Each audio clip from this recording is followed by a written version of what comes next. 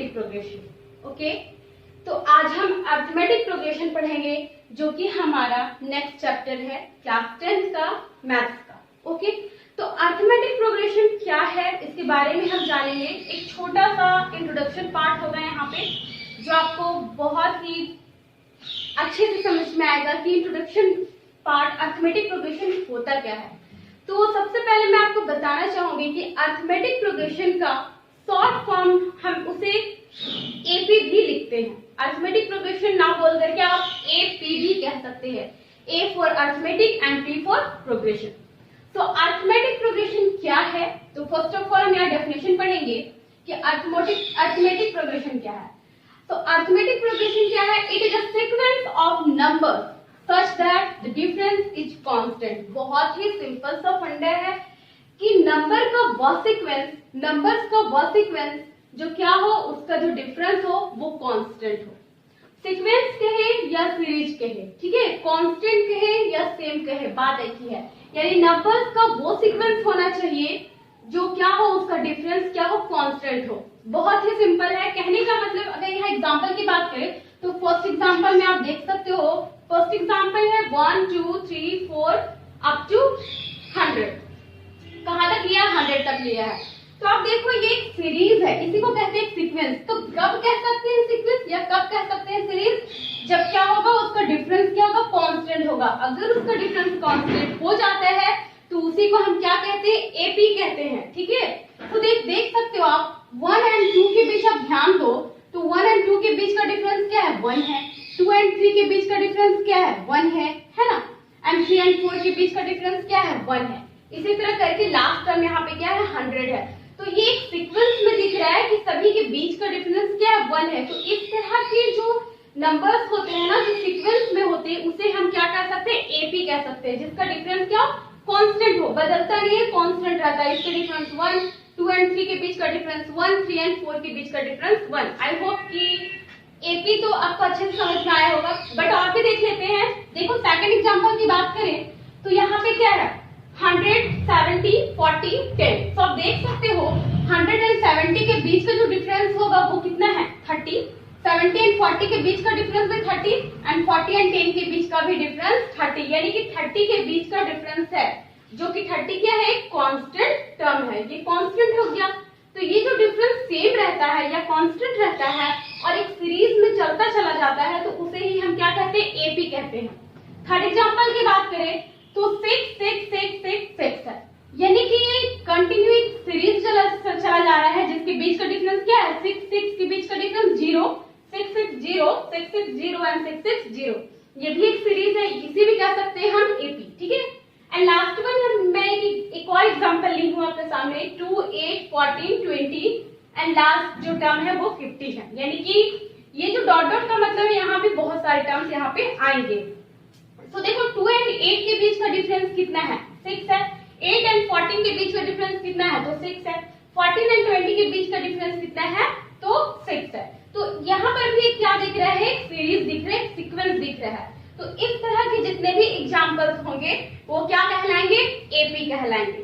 तो I hope कि आपको एपी समझ में आया। अब हम यहाँ पे पढ़ने वाले हैं कि एपी के जो टाइप होते हैं ना, वो कितने टाइप्स होते हैं। तो मैं आपको बता दूं कि एपी के 2 टाइप्स होते हैं। फर्स्ट वन होता है फिनाइट एपी।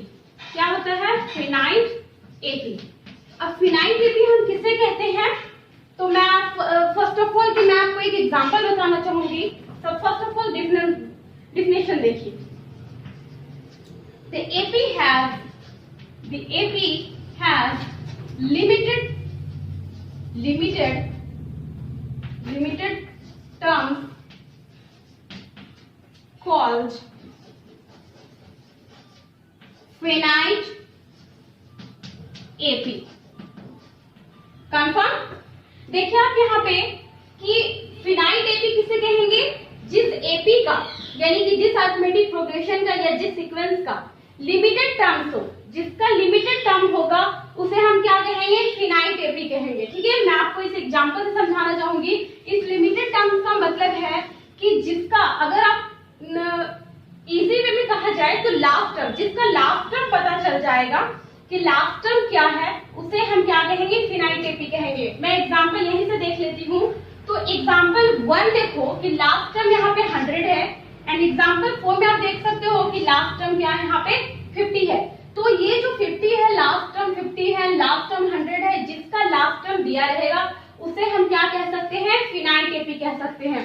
तो इसे एंड इसे क्या कह सकते हैं हम, फिनाइट एपी कहेंगे। क्या कहेंगे, फिनाइट एपी कहेंगे। ठीक है, अब बात आती है इनफिनाइट एपी की। ठीक है, तो इनफिनाइट एपी क्या है, तो मैं आपको बता दूं कि इनफिनाइट एपी क्या है। तो सिंपल में आप समझ जाओ कि इनफिनाइट एपी में वो टर्म्स आते, वो एपी आते हैं, वो अरिथमेटिक प्रोग्रेशन या सीरीज आते हैं जिसमें क्या होता है, अनलिमिटेड टर्म्स। क्या होते हैं, अनलिमिटेड टर्म्स। ठीक है, और डेफिनेशन को पूरा लिख सकते हो कि the AP have unlimited terms called infinite AP. तो आप यहाँ पे कंटिन्यू कर लेना कि जिस एपी का अनलिमिटेड टर्म्स होगा उसे हम क्या कहेंगे, इनफिनाइट एपी कहेंगे। अनलिमिटेड मतलब जिस एपी का कोई लिमिट ना हो। जैसे कि आप यहाँ एग्जाम्पल 2 एंड 3 में देख सकते हो। एग्जाम्पल 2 और 3 की बात करें, 2 एंड 3 की, तो आप ध्यान दो यहाँ पे कि ये जो अरिथमेटिक प्रोग्रेशन या सीरीज है वो क्या चलते चला जा रहा है, लेकिन कहां तक जा रहा है, इसका लास्ट क्या है, लास्ट टर्म क्या है, ये आपको नहीं पता। एंड थर्ड आपका जो एग्जाम्पल है उसमें भी लास्ट टर्म क्या है वो आपको नहीं पता। तो लास्ट टर्म जहां तक ये जाएगा ना, वो जिसका टर्म अनलिमिटेड नहीं है, सॉरी टर्म जिसका अनलिमिटेड है, कोई लिमिट नहीं है इसका, तो इसे हम क्या कहेंगे, इनफिनाइट एपी कहेंगे। ठीक है, यहां तक क्लियर है।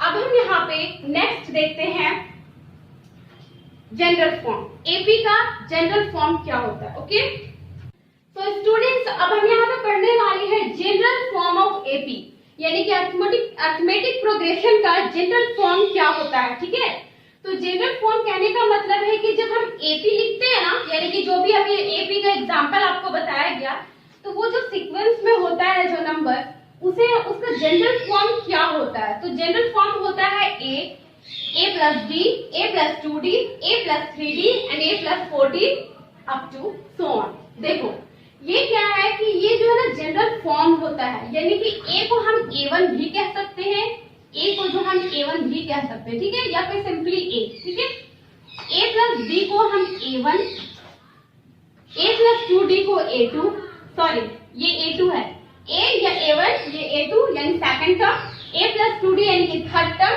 a3, a plus 3d यानी कि fourth term a4 and a plus 4d यानी कि ये फिफ्थ टर्म a5।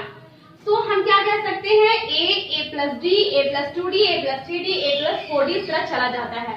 तो a क्या है, बेसिकली हमें सबसे फर्स्ट ऑफ ऑल ये जानना चाहिए कि a क्या होता है। यहाँ पे a क्या है, तो आप यहाँ देख लो कि a जो होता है ना हमारा, वो होता है फर्स्ट टर्म। एपी का क्या होता है, फर्स्ट टर्म होता है। तो और d क्या होता है हमारा, तो d होता है हमारा कॉमन डिफरेंस। क्या होता है, कॉमन डिफरेंस, जिसे हम यहाँ पे नेक्स्ट पार्ट में पढ़ेंगे। ठीक है, कॉमन डिफरेंस होता है, कॉमन डिफरेंस होता है d। तो देखो a होता है फर्स्ट टर्म, d होता है कॉमन डिफरेंस। तो देखो हम यहाँ पे, अगर आपको यहाँ पे क्वेश्चंस में दिया रहेगा कि मान लो कि if a is equal to आपको दे दे 5 and d is equal to 3 दे दे, यानी कि फर्स्ट टर्म अगर आपको पता हो 5 है एंड जो d कॉमन डिफरेंस है वो 3 है, और कहा जाए कि आप एपी निकालो, तो एपी कैसे फाइंड करोगे, तो बहुत ही सिंपल है एपी फाइंड करने के लिए। देखो एपी के लिए सबसे पहले तो हमें a चाहिए, तो a मेरे पास 5 है। उसके बाद क्या चाहिए हमें, a2 चाहिए, a2 ना, तो a2 के लिए क्या होता है फॉर्मूला, a प्लस d, यानी कि a मेरे पास 5 है एंड d क्या है यहाँ पे 3 है, तो 5 3 क्या हो जाएगा यहाँ पे 8। उसके बाद क्या चाहिए हमें, a3 चाहिए, तो a3 के लिए क्या है फॉर्मूला, जनरल फॉर्म क्या है a प्लस 2d, तो a यहाँ पे 5 है प्लस 2d, d क्या है यहाँ पे कॉमन डिफरेंस, यहाँ पे 3 है, तो 3। तो यहाँ देख सकते हो 3 2 6 एंड 6 प्लस 5 क्या हो जाएगा यहाँ पे 11 हो जाएगा। ठीक है, इसी तरह से मैं यहाँ पे कंटिन्यू करती हूँ। ठीक है, अभी कॉमन डिफरेंस को आप लोग भूल जाओ, कॉमन डिफरेंस मैं आपको बाद में बताऊंगी। ठीक है, कॉमन डिफरेंसेस के बाद मैं आपको बताऊंगी कि कॉमन डिफरेंस क्या होता है। अभी सिर्फ इतना जानो कि कॉमन डिफरेंस का फॉर्मूला क्या होता है वो मैं बाद बताऊंगी। तो a3 क्या होता है, a प्लस 2d हो गया यहाँ पे। उसके बाद हमें निकालना है फोर्थ टर्म, तो a4 इज इक्वल टू क्या है a प्लस 3d, तो a यहाँ पे 5 है प्लस 3 और d यहाँ पे क्या है तो 3 है, तो यहाँ पे 3 लिखेंगे, यानी 3 जा 9, 9 प्लस 5 कितना हो जाएगा 14, 9 प्लस 5 14, तो यहाँ पे 14। A5 अगर फाइंड करोगे कि A5 फिफ्थ टर्म क्या होगा, तो फिफ्थ टर्म का क्या फॉर्मूला होता है A प्लस 4D, यानी A यानी कि 5 प्लस 4 इंटू D यानी कि 3, 4 3 जा 12, 12 प्लस 5 क्या 17। तो आप यहाँ देख सकते हो कि यहाँ पे एक AP सीरीज जनरेट हो रही है ना। तो फर्स्ट टर्म यहाँ पे 5 है, तो AP क्या हो जा रही है आपकी 5, सेकंड टर्म क्या है तो A2 यानी कि सेकंड टर्म 8, थर्ड टर्म तो 11, फोर्थ टर्म 14, 17, ठीक है एक्सेट्रा, इस तरह चलते चला जा रहा है। तो इस तरह से क्या है ये AP जनरेट होती है, यानी AP का जनरल फॉर्म क्या होता है A plus D, A plus 2D, A plus 3D, A plus 4D, ठीक है। A होता है फर्स्ट टर्म के लिए, A2 होता है, A प्लस D होता है सेकंड टर्म के लिए, A प्लस 2D होता है थर्ड टर्म के लिए, A प्लस 3D होता है फोर्थ टर्म के लिए, A प्लस 4D होता है फिफ्थ टर्म के लिए, इसी तरह कंटिन्यू चला जाता है। A6 क्या हो जाएगा A प्लस 5D करके, ठीक है। तो इस तरह से हम क्या करते हैं AP का जनरल फॉर्म से हम किसी भी सीक्वेंस को किसी भी AP को हम यहाँ फाइंड कर सकते हैं, अगर हमें फर्स्ट टर्म पता हो और कॉमन डिफरेंस पता हो तो, ठीक है।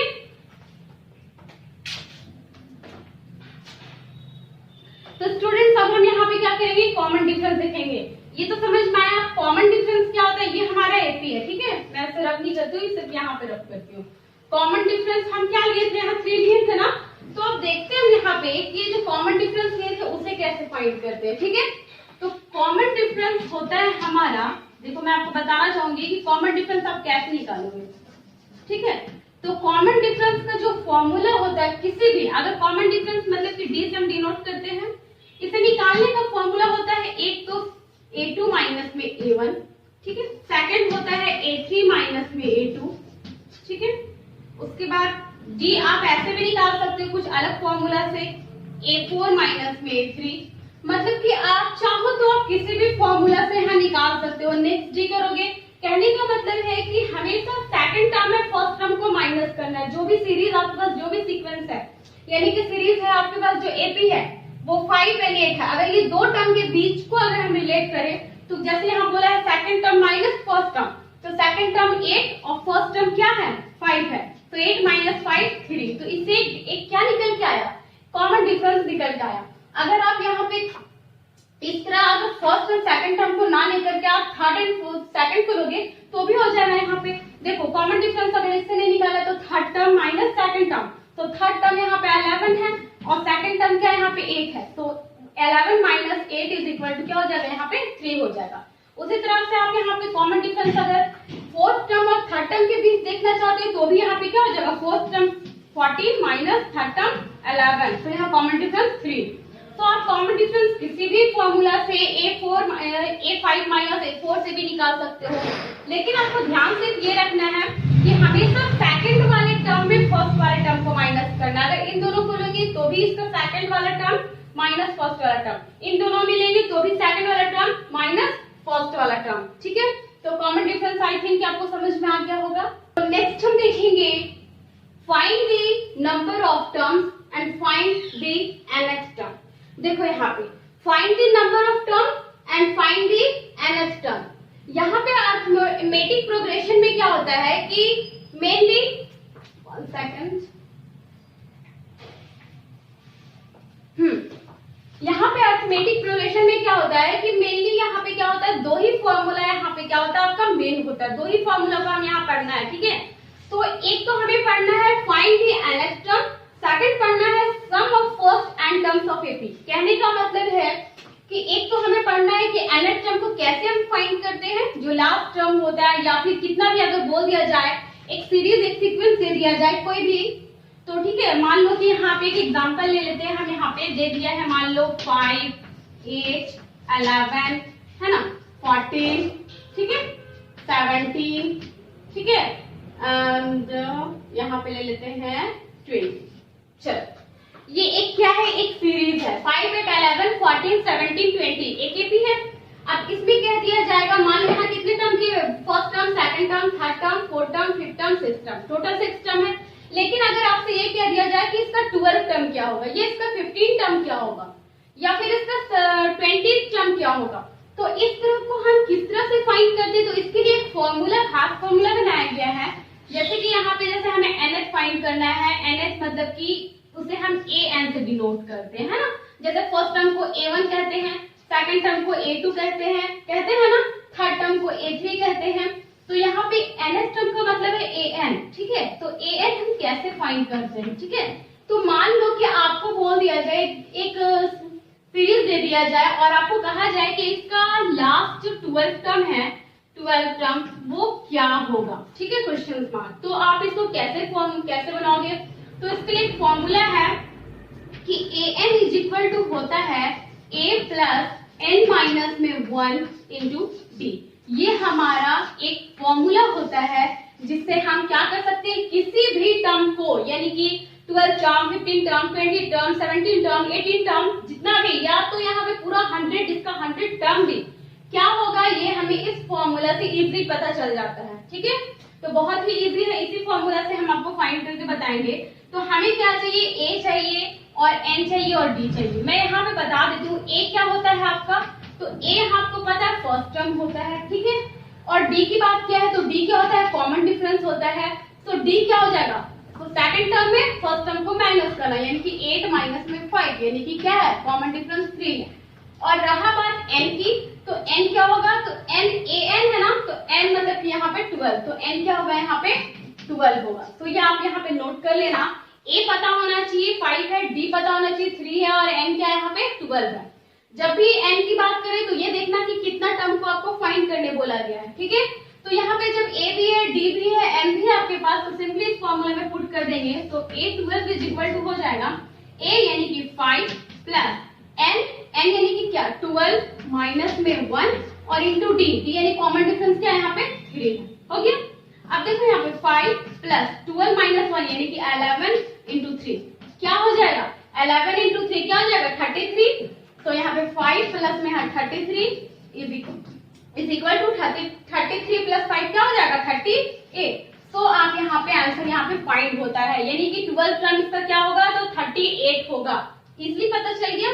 तो ये फॉर्मूला भी आपको पढ़ना है, ये फॉर्मूला आपका इंपॉर्टेंट है। एंड जो सेकंड वन आपको पढ़ना है, सेकंड पढ़ना है sum of first n terms of AP, यानी कि ये तो आपने फाइंड कर लिया कि इसका 12th टर्म 38 होगा। बट अगर कहा जाए कि इसका ये जो सीरीज है 5 से लेकर के, यानी फर्स्ट टर्म से लेकर के 12 टर्म तक का सम कितना होगा, टोटल उसका जोड़, उसका प्लस बोल सकते हैं, उसका सम क्या होगा, तो बहुत दिक्कत हुई ना। 5 प्लस 8 करेंगे, 8 प्लस 11 करेंगे, 11 प्लस 14 करेंगे, करते करते हम कहाँ तक जाएंगे, 38 तक, 12 टर्म तक जाएंगे, तो बहुत दिक्कत होगी। तो एक सिंपल से इसमें एक फॉर्मूला बताया गया है, वो फॉर्मूला होता है S is equal to n/2, ठीक है, 2a प्लस n माइनस में 1 और इंटू में d, ठीक है। तो ये एक शॉर्ट फॉर्मूला है, n/2 2a plus n minus में 1 इंटू d, ठीक है। अब देखो आप यहाँ पे बहुत ही इजी फॉर्मूला है। तो इसमें आपको सम निकालना है, कितना, 12 टर्म का ही, 12 टर्म का क्या निकालना है आपको, सम निकालना है। तो आप कैसे निकालोगे, n तो आपको पता है क्या है, n यहाँ पे 12 है, a भी पता है और d भी पता है। हमने यहाँ पे प्रीवियस में यहाँ पे क्या किया, हमने यहाँ पे इजली यहाँ फाइंड कर लिया, d भी को भी फाइंड कर लिया, a भी पता है हमें, n भी पता है। तो हमें 12 टर्म का क्या निकालना है, सम निकालना है। तो देख सकते हो n मतलब कि यहाँ 12/2 2 इंटू a की वैल्यू यहाँ क्या है, 5 है, तो 5 प्लस n मतलब कि क्या, n मतलब 12 माइनस में 1 इंटू d में, यानी कि हम पहले निकाल चुके हैं, कितना था यहाँ पे 3 था। बहुत ही इजी है ना। अब देखो 2 1 जा 2, 2 6 जा 12, तो यहाँ पे 6 होगा, और यहाँ पे 2 है ना, 2 इंटू 5 क्या हो जाएगा 10 प्लस 12 माइनस 1 यानी 11 इंटू 3। अब देख सकते हो आप यहाँ पे 6, यहाँ जाएगा 10 प्लस 11 इंटू 3 33, तो यहाँ आ जाएगा 6 इंटू 10 प्लस 33 43, और जब इसे आप मल्टीप्लाई करोगे तो 6 3 जा 18, 8 1 6 4 जा 24 एंड 25 258, ये आपका क्या हो जाएगा, आंसर हो जाएगा। यानी कि 12 टर्म का फर्स्ट से लेके 12 टर्म तक का सम कितना है, 258 है। आई थिंक ये क्लियर है। मैं आपको इसमें लेकिन एक और फॉर्मूला बताना चाहूंगी, आप इसे नोट कर लो। और एक और फॉर्मूला इसमें होता है, नोट कर लीजिए आप या स्क्रीनशॉट ले लीजिए, ठीक है। मैं आपको बता कि अगर आपको ये तो फॉर्मूला तब का है जब आपको ए डी सब पता हो, ठीक है। लेकिन अगर आपको यहाँ पे अगर लास्ट टर्म दे दिया जाए, ठीक है, लास्ट टर्म एल आपको पता हो डायरेक्टली, यानी लास्ट टर्म 38 पता हो, तो आप इजीली निकाल सकते हो। जैसे एक सीक्वेंस आपको दिया गया है और ए दिया है, ए तो आप जान रहे हैं, और इसमें लास्ट टर्म आपको बोल देगा कि 38 है, ठीक है। 12th टर्म का जो लास्ट टर्म है वो क्या है, 38 है। तो आप इजीली इसके लिए खास फॉर्मूला बनाया गया है, इससे भी निकाल सकते हो। इसका फॉर्मूला होता है n/2 और यहाँ पे a प्लस में n, ये भी एक फॉर्मूला होता है, ठीक है। n/2 a प्लस में n, ये l मतलब कि लास्ट टर्म, ठीक है। तो देखो यहाँ बहुत सिंपल है, यहाँ पे n कितना था 12 था बाय 2, यहाँ पे a कितना था 5 और प्लस में यहाँ पे 38। ये फॉर्मूला तब के लिए है जब आपको लास्ट टर्म पता हो, और नहीं पता होगा तो सिंपली हम क्या करेंगे, ए डी और एल से काम चलाएंगे, ठीक है। लेकिन लास्ट टर्म जब पता हो तो उतना लेंदी करने की जरूरत नहीं है, डायरेक्टली छोटे वाले फॉर्मूला से भी आप क्या कर सकते हो, 12th टर्म का सम को फाइंड कर सकते हो। तो 2 1 जा 2, 2 6 जा 12, तो यहाँ पे 6 होगा, एंड यहाँ पे 38 प्लस 5 कितना हो जाएगा, 43। और जब इसे आप मल्टीप्लाई करोगे तो सेम आ जाएगा, 6 3 जा 18, 8 6 4 जा 24 एंड 25, तो 258 सेम आंसर आया। आई थिंक कि आपको ये समझ में आ गया होगा। तो इसमें जो अरिथमेटिक प्रोग्रेशन है बहुत ही सिंपल चैप्टर है, आई थिंक आपको कोई भी दिक्कत नहीं हुई होगी। इतना इंट्रोडक्शन पार्ट काफी था। अगर आपको कोई भी क्वेरी होती है तो आप कमेंट सेक्शन में मुझसे कमेंट करके पूछ सकते हो, जहां कहीं भी दिक्कत होगी मैं ऑलवेज आपके साथ हूँ, ठीक है। आप पूछ सकते हो, बस ये याद रखना है कि एपी वही होता है जिसका, एपी मतलब कि वो सीरीज या वो सीक्वेंस जिसका कॉमन डिफरेंस क्या हो, कांस्टेंट हो, ठीक है।